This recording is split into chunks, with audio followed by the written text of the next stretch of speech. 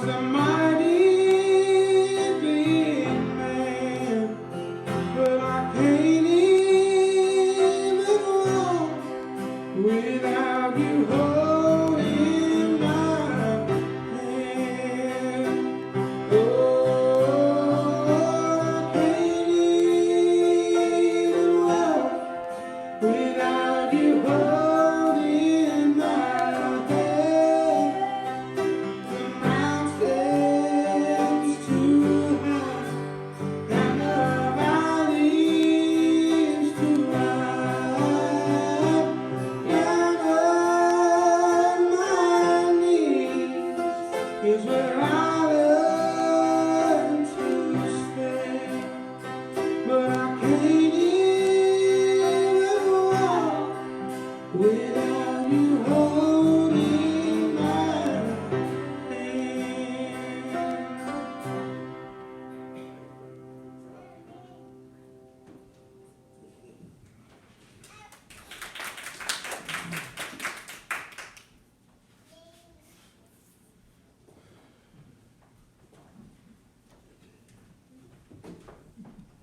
Anybody else got one this morning?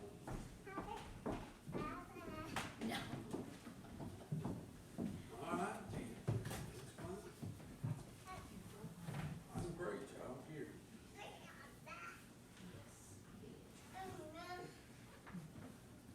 That boy's with us.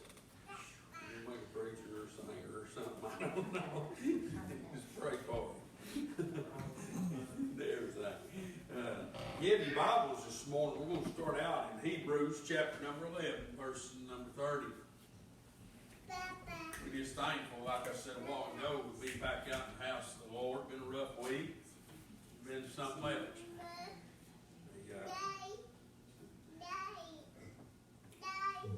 You know when you're blessed, you just work 10, 12 hours all week, every day. You come in and you water heater's not working, the water ain't working. You're coming down from a good report on Friday and hear that you got a bad report. That they're gonna have to do some more tests. And you don't really know what to do. You got people wanting everything, and you're trying to do everything, and you just really just want to sit down for a little while and just find some peace somewhere. But you can't find it. And they won't nobody let you sit down. And you just walk away. My heart's broke this week, has been. And then you hear that a friend come to hell. And you're like, well, it's raining. He ought not to be out there messing with that. I just giving him a little props this morning. Michael, he come up and fix their water that somebody else ought to have fixed to begin with. But he was busted at the meter, and they was going on about it being mine and not theirs. And they want to do that debate, even though they make thousands of dollars every year. But anyway, you get to a point sometimes when you're overwhelmed. And you don't know what to do. But then God had not been forgotten. So yeah, waited several days and had to go back and take some more scans, and the water was fixed that evening. By the time I got home, you can't beat that. All those things, little muddy spot out there, and calmed me in. I can do without him more than she can. You know, I don't have all that hire. It takes me a little while to fix mine, but you know, nothing like her. But you know, we go out, we had our scans done Friday, and we get some good reports back. And that number count that came up that they were so worried about, they scanned and done several different tests on me and didn't find anything, and it just kind of gives you some relief when they call you and tell you that everything looks good. God's good. Now see, we read here in Hebrews chapter number 11, 11, verse number 30, it says, by faith the walls of Jericho fell down after they were compassed about 7 days. Now, I got to thinking on this the other day, the walls. And that's what I titled this. We have walls that come up. Some of them we come up on, some I think we even build ourselves sometimes. And we're so troubled by them that we can't see a way out. It says by faith the walls of Jericho came down.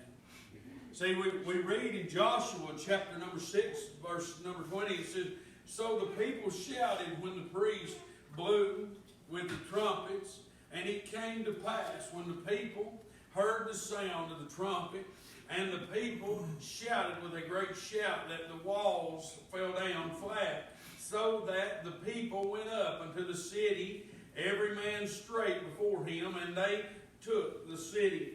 And see, if you read upon this story, the children of Israel, see, God had told him, he said, you all just walk around, just march around those walls of that city because I've given it to you.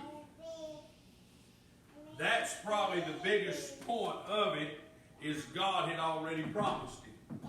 See, he's promised you and I a home in glory. He has promised us a good end. You say, well, preacher, things come up. Yes, they do. Things come up that you can't explain, that you can't get through, that you don't see any end to. It was just like those walls. Can you imagine when he walked out and he told the children of Israel, we're going to walk around these walls. We're going to walk around this city. First of all, I'm sure some of them said, well, I ain't got the right shoes. My tennis shoes are wore out. Preacher, I really need to buy another pair. What are we going to do any good by walking around that city? All right, now stick with me here. Because the thing of it is God sent us on a journey. All right? He is giving you your life. He knows you and he knows your end. He knows what he has for you if you choose to do it. See, these children, he told them, he said, just have them walk about it. He said, because it's yours. I'll make a way. See, he's given us a way today. He has given us a life, and it more abundantly, he says. But I'm too worried about the wall. See, they was looking at the wall, I'm sure. Now, they done what he told them to do. But think about it for just a little while. They had to do something. They had to be confident in God. They had to have faith. Because he even said there in Hebrews, he says, by faith the walls fell.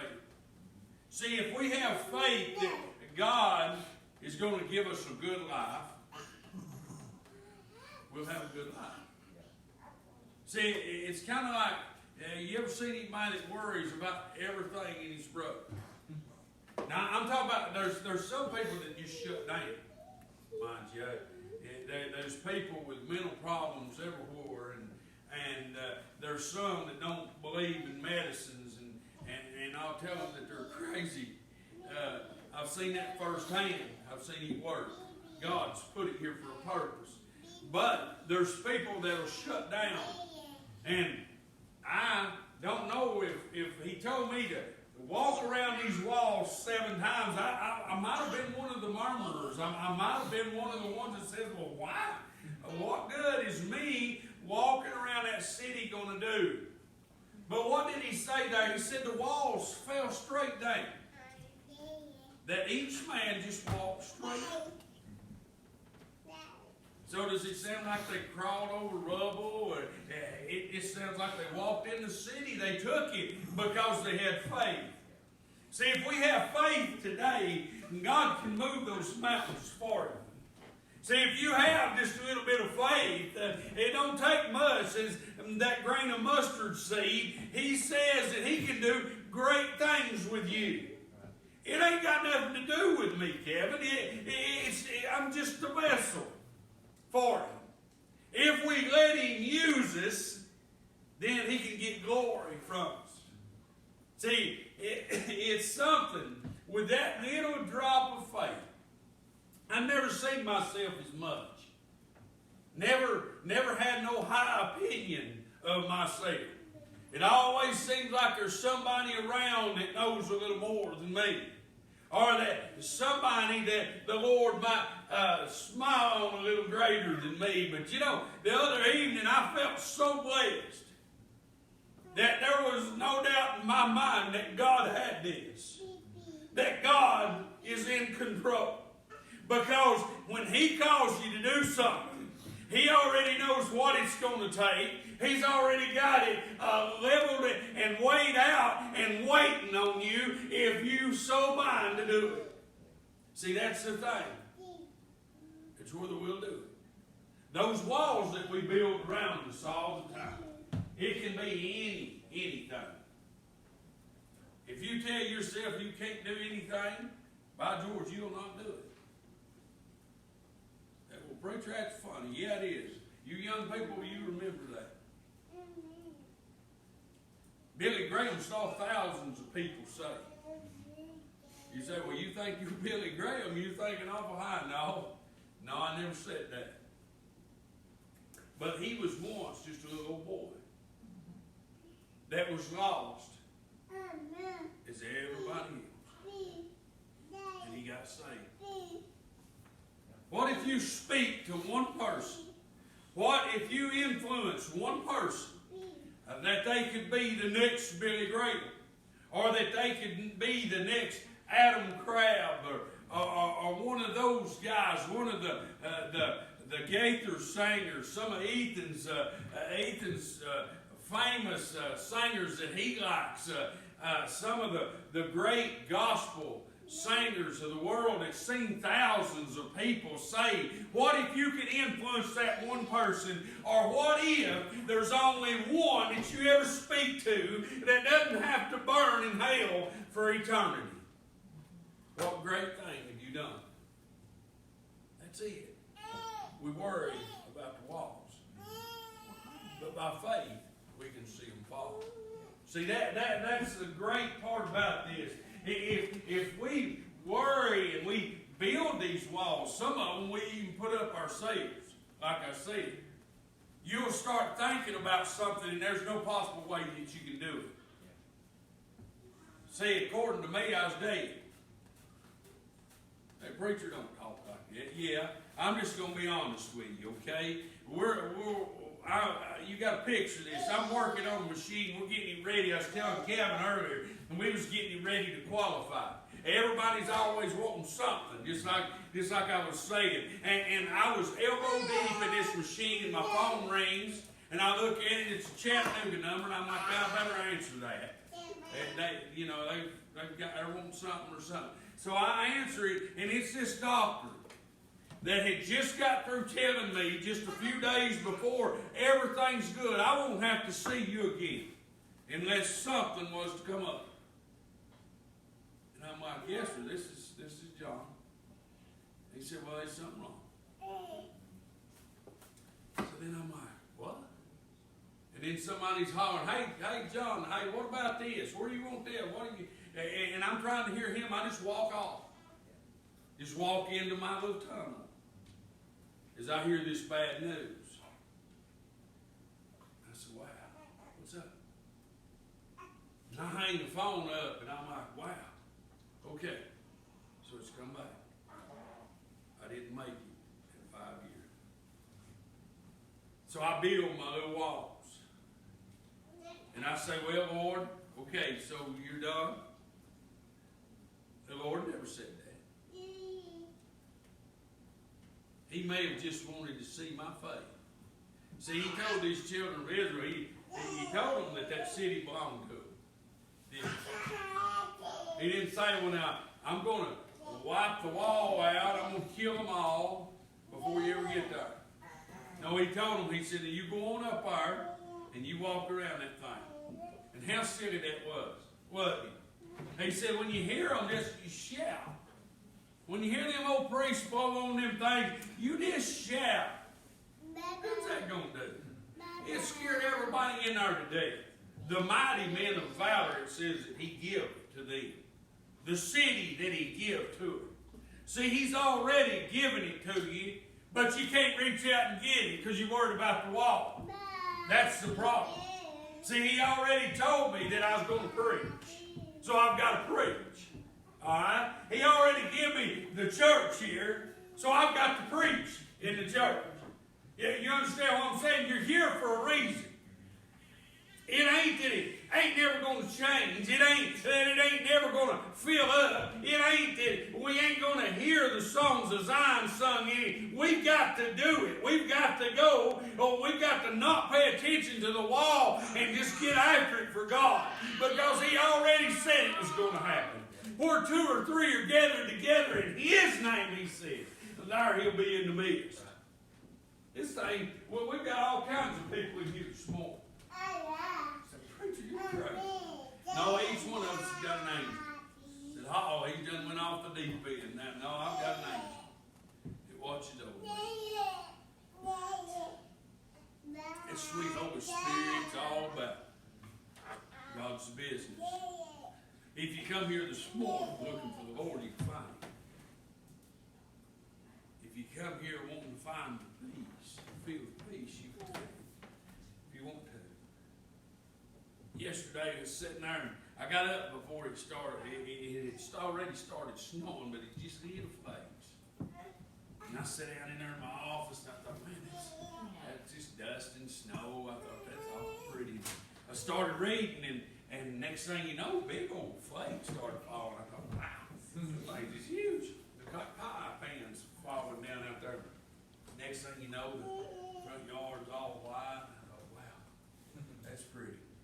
It'll be gone before Leanne ever gets up. No, it just kept snowing. And I thought how beautiful that was. If you can't find beauty, you need to stop for a minute. If you don't know God, you need to stop for a minute. Till Amanda was talking about reading, as we was studying Revelations this morning about the churches. You ever stop to think of it? Read through those? Don't get scared about it. Just read it. God will give you understanding. But see, you can pick yourself out in them churches. They was talking about, looking at it, you can find the different kinds of churches throughout the world today. You can. But I'll take it a little farther. I'll read through it and I'll find myself. You say, well, what if you fall on one of them preachers that he's getting on to? Well, that's just fine. You still got breath. You need to change it. You need to change yourself. You need to change your church. That's the thing. See, people's got out in the world today where everything's all right. That's what he was trying to tell them here. He says, I come quickly. He's coming. My God's coming.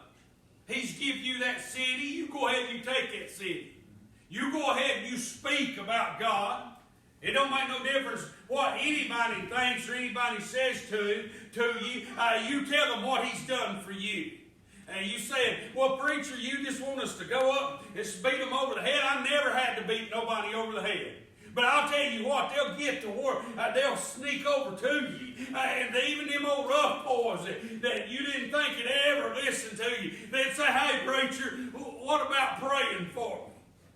What about talking to your God for me, brother? Because something's not right with me. See, we need to get focused back on God again. We need to forget about what this old world's doing, because it's going to hell. It's just exactly what it's doing. You take when they can't give one another enough respect up there, and they're supposed to be representing every one of us. They're supposed to be after the good of me and the good of you and the good of the nation, and they're too busy bickering and griping and arguing with one another, wasting millions of dollars. Don't tell me that somebody's not going to pay for that, because they will. It'll be hot in hell. There's people that's starving every day, just like that old beggar was sitting begging at the rich man's table. Where did that rich man end up at? He's in hell today, and he'll burn from now and for eternity. These people ain't got enough sense to stop long enough. I tell you what, you can go somewhere, I can buy a steak that I'll enjoy if I work for it. Or I can sit at home and I can not do nothing, expect somebody to bring me something, and it's just going to be whatever I get. I can enjoy something the same as one of the rich men can. But it's my job to make sure that you can enjoy yourself as well.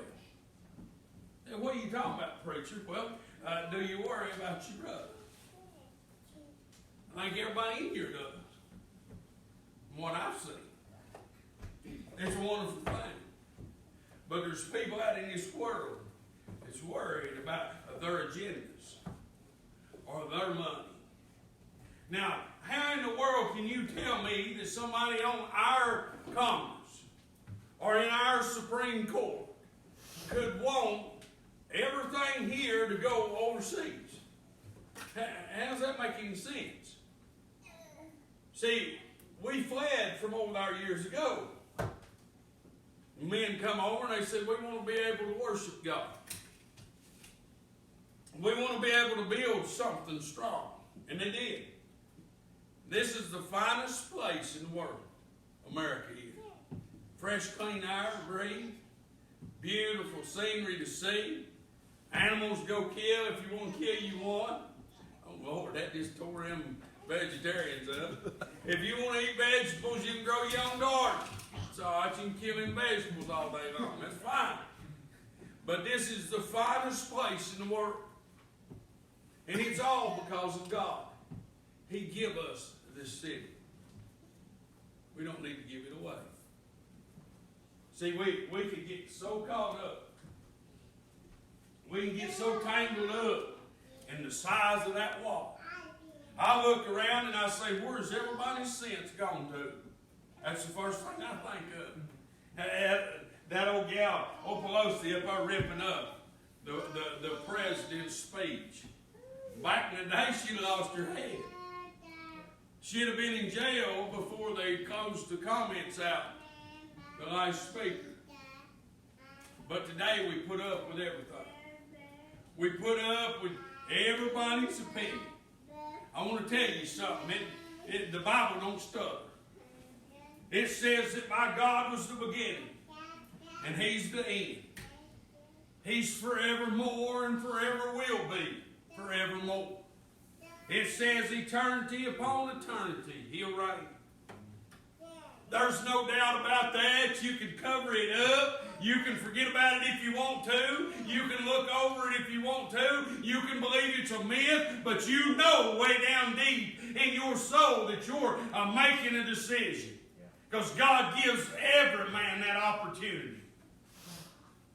But see, we can sugarcoat it. Sin's sin. You laying around drunk, it's a sin. If you're stealing money from somebody, it's a sin. If you're shacked up with somebody, it's a sin. Oh, well, now, wait a minute, preacher. No, it's sin. Is all it amounts to.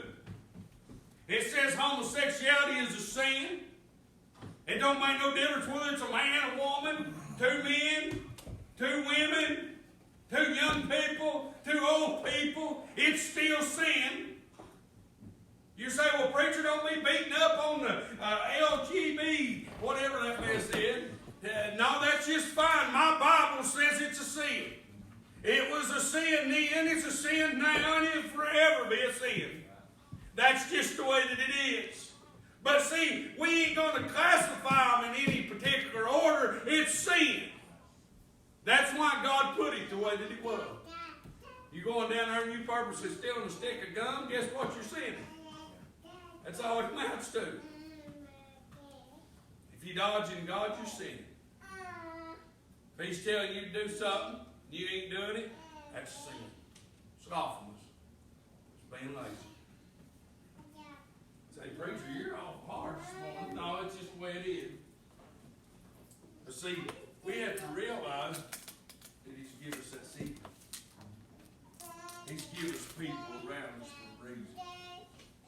He's given us grace for a reason. Ain't that something? Just the grace of God. live in the finest times that there is. Back in those Bible days, they just had little pieces of it. Just little pieces of it. Heard tell of the Messiah. I know who he is. I've felt it. I've seen it. Seen his glory high and lifted up. In my life, there ain't nothing no better than God. I just to be honest with you, maybe that's why he's kept me before he's kept me. Maybe that's why he give me the friends he give me, so I can see his love. I need that a lot of times. Because man, if I was something great, I might get the big head. If I had way too much money, I might get too caught up in myself. I might get other money. I tell you what, I can see God's glory here. The sun beating out. Even over that old blacktop out there this morning. I love it. The grass is getting green. The way it is here in Tennessee. Next week it'll be dead. It'll be froze. But it'll spring back up nowhere. But he tells us, he says, the man is clothed with Bathsheba.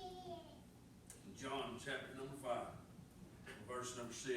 Come on up here, honey. Get it. It's when Jesus saw him lying and knew that he had been now a long time in that case, he saith unto him, wilt thou be made whole? Jesus asked him a question right there. Will you grab hold of the glory of God? Will you grab hold of the blessings that he's given you? Will you grab hold of the opportunities that he's given you? It's something. See people sit back and they say, well, I can't feel the Lord. Well, you ain't trying. Well, I can't hear him. You ain't listening. I can't see his beauty. Where's it at? Get outside. Get to look. It's something it's something because I've been pretty lucky. I've always been around somebody that played an instrument or could sing. And so I know the difference. And when it's not pleasant to the ear, guess what? You can't sing. But you know, and sometimes I get in that case. You know, I have to watch it. Some keys I can't sing in at all. And I guess I do better preaching than anything. But I don't even know if I do that well. But see, the thing is we've got blessings. We've got gifts that we're gifted with.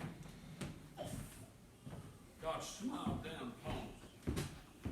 But see, he asked him here, he said, will you be made whole? That was for a reason. He knew that he'd been laying there a long time, suffering. He said, do you truly want to be healed? There's people that go to church today just to be seen.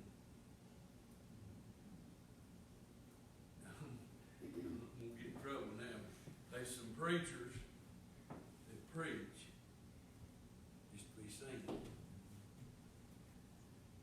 There's some people that's as lost as they can be sitting in the church houses today. So you don't worry about where you come from.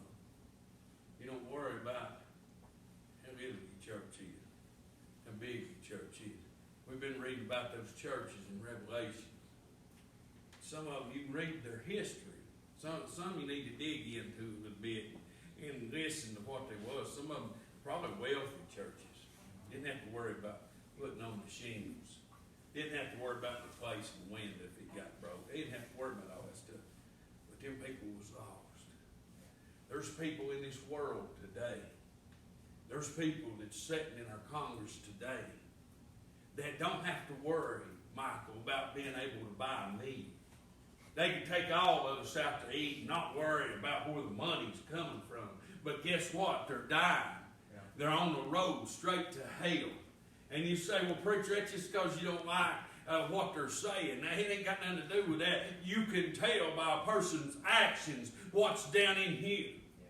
And it's talking about, when God's talking about the good tree bearing good fruit and the bad tree bearing the bad fruit, it comes down out from inside of you. You realize just exactly, you just stay around the person just a little while and you'll find out what's down inside of them. It'll come out. You ever found a piece of land somewhere that ain't fit for nothing? You couldn't grow rocks on it. If you brought them in there and dumped them out, it'd be the only way you could get them. You can't find nothing good about it. That's the way some people, they're dying inside, and it's oozing out of them. You can see it all over them. There ain't no joy in them. If they get that sentence, they're gone. It's done with because they don't know God. That's all it amounts to. What did he tell these churches? We just threw a few of them. He said, repent. Repent. It's the same way for us today. You say, well, preacher, I've been bad way too long. And some say, well, I ain't never been saved. I don't know nothing about it, preacher. Now's the day. Today's the time. Right now. People's getting out there.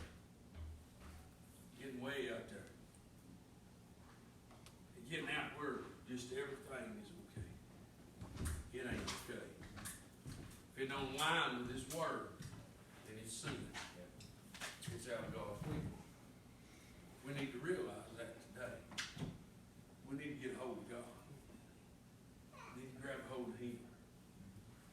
We need to trust in Him. If He tells us to march around that building, if He tells us to march around that city, just go to march. Just hold on. People say, well, I've been a prayer for a long time. Like I told you about this old boy before. We went to church. We was 71 years old when he got saved.